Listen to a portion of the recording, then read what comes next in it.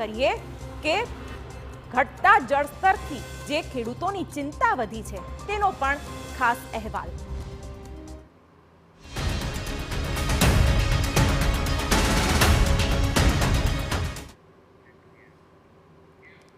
સાબરકાંઠા અને અરવલ્લી આ જિલ્લાઓમાં હાલ વરસાદની ઘટ છે।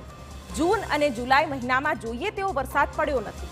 ઓગસ્ટ પણ અત્યાર સુધી કોરો રહ્યો છે, જેના કારણે બંને જિલ્લાઓના જળાશયોમાં પાણી ખૂબ જ ઘટી ગયું છે। જો આગામી દિવસોમાં મેઘરાજા મહેરબાન નહીં થાય તો સ્થિતિ ખૂબ જ કફોડી બની શકે છે। ખેડૂતોને સિંચાઈ માટે વલખા મારવા પડી શકે છે।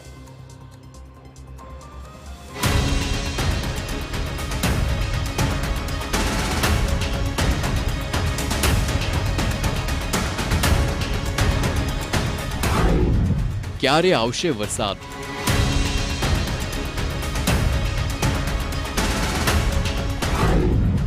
ધોધમાર વરસાદની રાહ।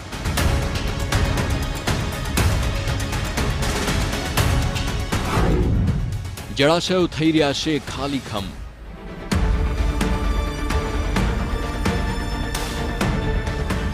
સાબરકાંઠા અને અરવલ્લી જિલ્લામાં મેઘરાજાએ રીસામણા કર્યા હોય એવી સ્થિતિ છે। વરસાદ વિના હવે ચિંતાના વાદળો વધુ અને વરસાદી વાદળો ઓછા ઘેરાયેલા લાગી રહ્યા છે। છેલ્લા 3 સપ્તાહથી અપેક્ષા મુજબ વરસાદ વરસ્યો નથી। શ્રાવણ અને ઓગસ્ટના દિવસો જાણે કે કોરા ધાકોર જ પસાર થઈ રહ્યા છે। ઉપરવાસના વિસ્તારોમાં પણ વરસાદ સ્થાનિકની જેમ સારો નહીં વરસતા મુખ્ય નદીઓમાં પાણીની આવક ખાસ નોંધાઈ નથી, જેને લઈને ડેમ જળાશયોની સ્થિતિ પણ ખાલીખમ જોવા મળી રહી છે। ઉત્તર ગુજરાતની જીવાદોરી સમાન ધરોઈથી લઈને સાબરકાંઠાના ગુહાઈ, હરણાવ અને હાથમતી તથા અરવલ્લીના વાત્રક, માઝમ અને મેશ્વો સહિતના જળાશયોની સ્થિતિ ચિંતાજનક જોવા મળી રહી છે।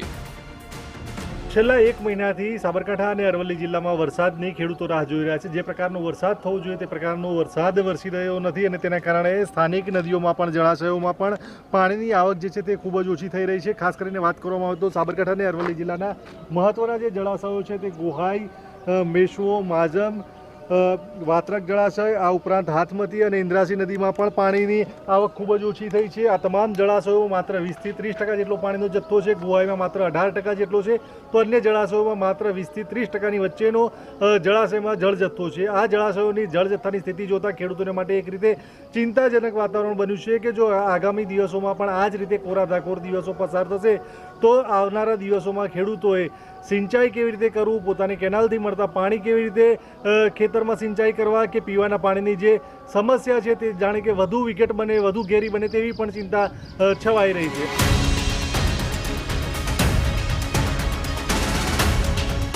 આગામી દિવસોમાં સારા વરસાદની આગાહી છે, પરંતુ હાલ તો જળાશયોમાં જળની સપાટી સતત ઓછી થઈ રહી છે અને જેમ જેમ જળાશયોમાં પાણી ઓછું થઈ રહ્યું છે તેમ તેમ ચિંતાઓ વધી રહી છે। જળાશયની સ્થિતિ: વાત્રક ડેમમાં 27.46%, ગુહાઈ ડેમમાં 18.55%, માઝમ ડેમમાં 29.92%, હાથમતી જળાશયમાં 57%, મેશ્વો ડેમમાં 27.94%।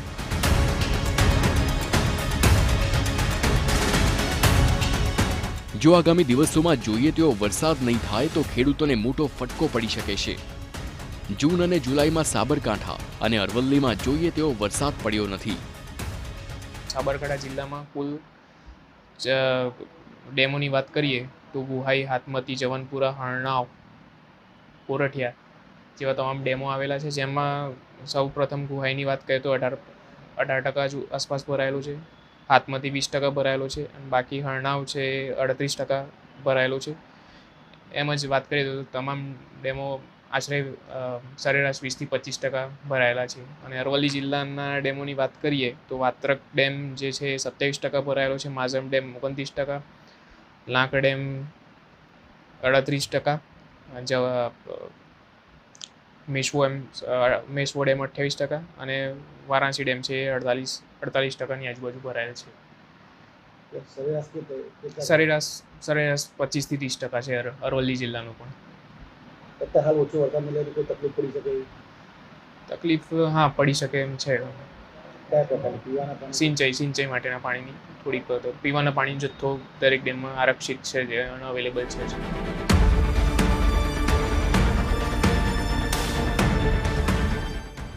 અરવલ્લી જિલ્લામાં સૌથી વધારે જળ જથ્થો મોડાસાના માઝમ ડેમમાં છે, પરંતુ એ જળ જથ્થો કહેવા પૂરતો જ સૌથી વધારે છે, કારણ કે તેમાં માત્ર 29.92% જ જળ જથ્થો નોંધાયેલો છે. વાત્રક ડેમમાં પણ માત્ર 27.46% ભરાયેલો છે અને હવે તેમાં નર્મદાના નીર ઠાલવવામાં આવી રહ્યા છે. આવી જ રીતે મેશ્વો જળાશયમાં 27.94% જળ જથ્થો છે. આમ અરવલ્લીના જળાશયો એકંદરે 70% ખાલીખમ જોવા મળી રહ્યા છે.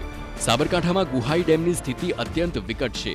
ગુહાઈ ડેમમાં હાલ 18.55% જળ જથ્થો છે, જેમાં પણ નર્મદાના પાણીને પાઇપલાઇન મારફતે ઠાલવવામાં આવી રહ્યું છે, જેથી પીવાના પાણી માટે રાહત સર્જાઈ શકે.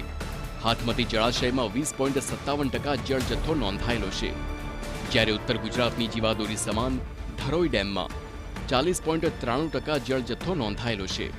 આમ વરસાદ વિના નદીઓમાં આવક નહીં થતાં આ વર્ષે ઉત્તર ગુજરાતમાં ચિંતાના વાતાવરણ સર્જાયા છે. હવે જો આગામી દિવસોમાં મેઘરાજા ઉત્તર ગુજરાતમાં પોતાની ધોધમાર મહેર નહીં કરે તો સ્થિતિ કફોડી થઈ શકે છે. સાબરકાંઠાથી અવનીશ ગોસ્વામી સાથે બ્યુરો રિપોર્ટ TV9.